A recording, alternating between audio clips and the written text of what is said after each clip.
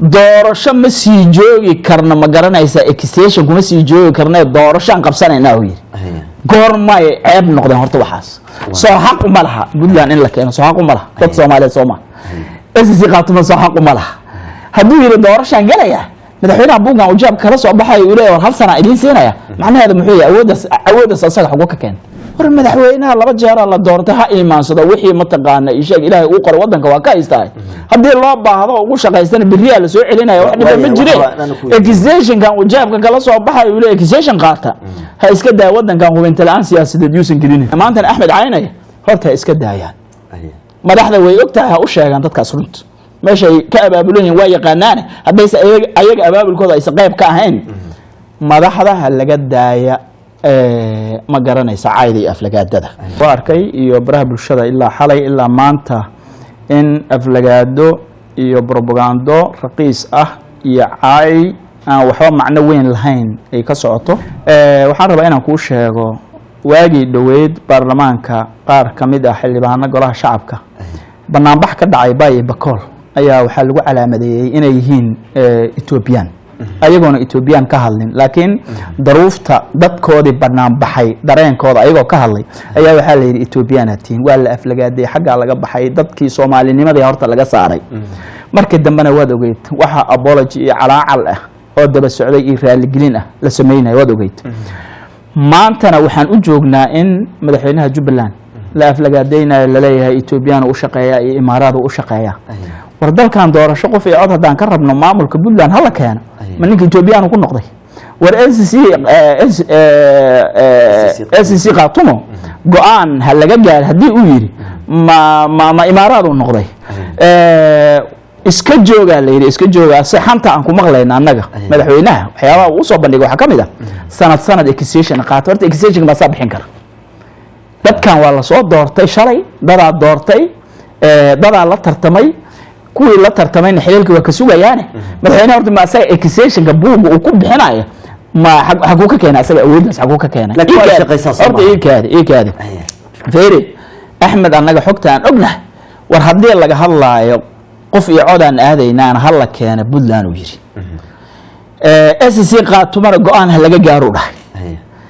doorasho ma sii joogi karna ma garanaysa extension kuma sii joogi karna doorashaan qabsanayna uu yiri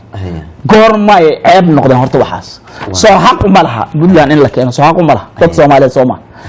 SSC qaatuma soo xaq uma laha hadduu yiri doorashaan galaya madaxweynaha buugan uu jaab kala soo baxay uu leeyahay hal sana idin siinaya macnaheedu muxuu yahay awoodaas asaga xaq ka keen awoodaas xaq ka keen kaligiis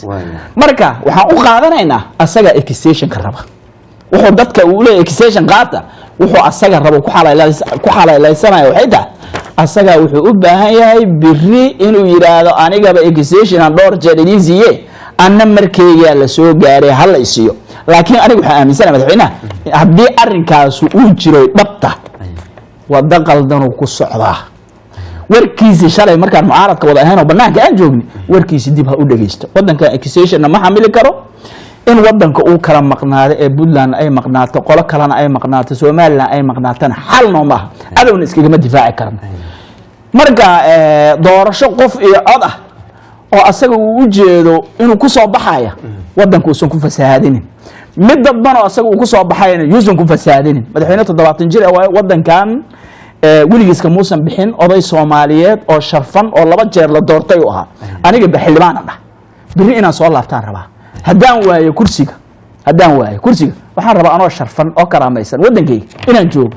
war madaxweynaha laba jeer la doortay ha iimaansado wixii ma taqaana isheeg Ilaahay uu qoro wadanka waa ka haystaa haddii loo baahdo ugu shaqaysana biriya la soo celinaya wax dhib ma jireen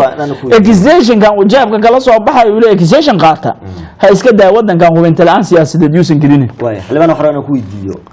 nooca doorashada ugu suurta gali karta in wadanka ka dhici karto maxay kula tahay maadaama aad xustay doorasho cod iyo qof ah wadadeedii lama hayo doorasho dadbana wadanka u socda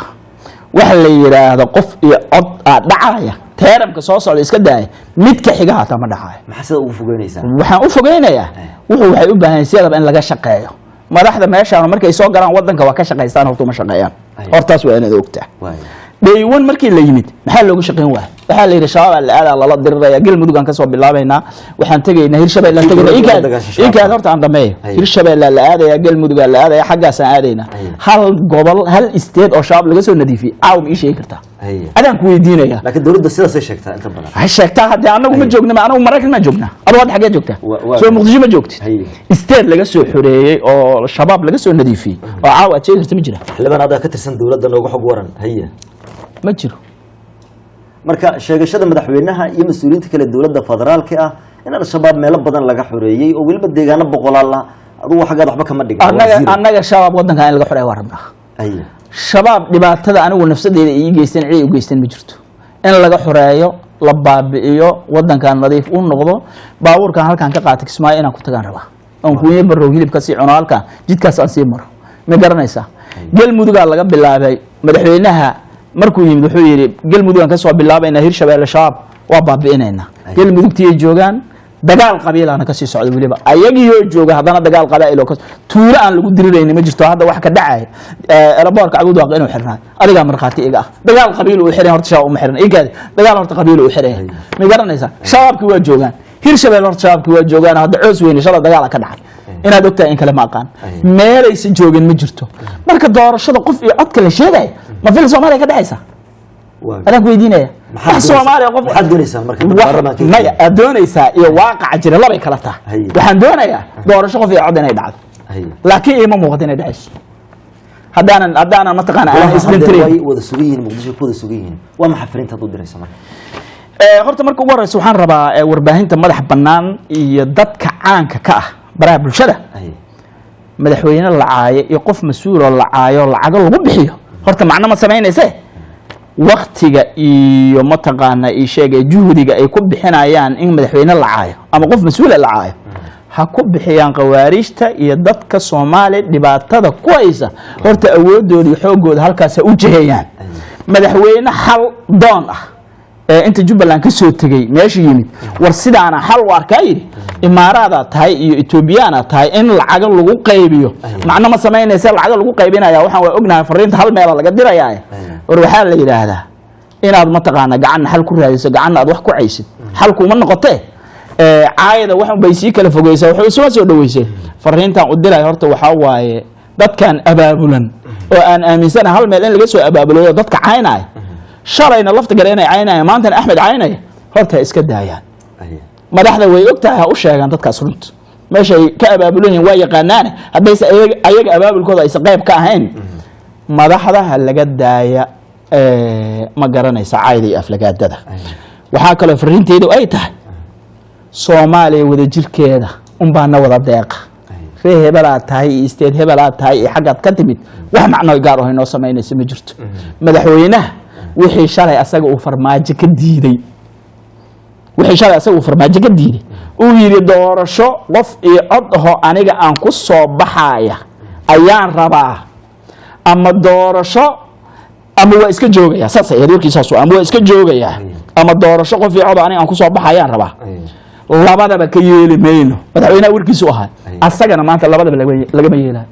waa iska joogaana laga yeeli maayo doorasho qof iyo cod aniga aan ku soo baxan qabsanaana lagama yeelaayo go-aankeeda uu qaatana ma qaadan karo go-aanka qof kaligeed soomaali go-aanka qof kaligeed iskale horta ma jiro taas waa inaad og tahay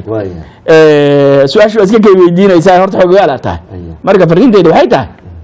wadajirka dalkaana anfaca midnimadaana anfacda caay inayna kala fogeyso maahane xal ma keento weliba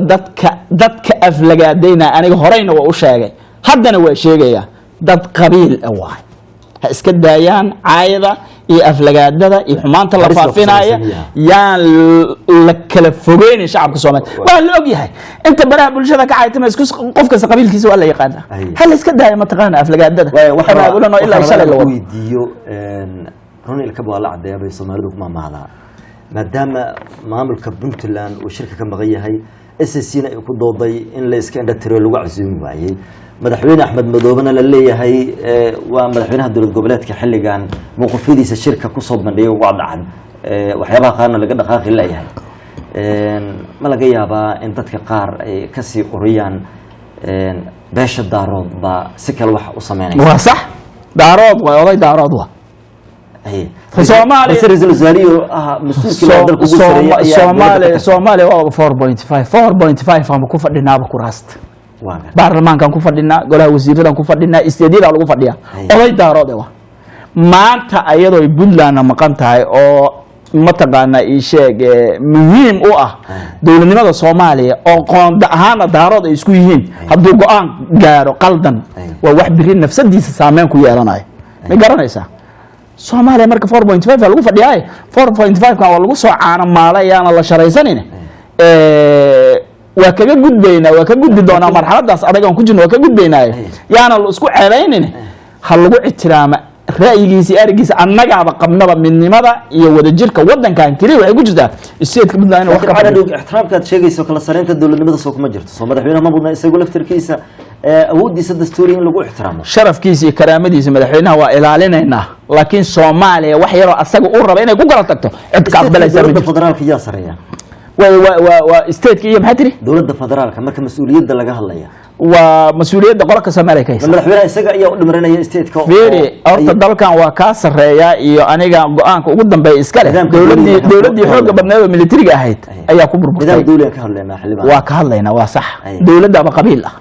adina diidi karo ana qabiil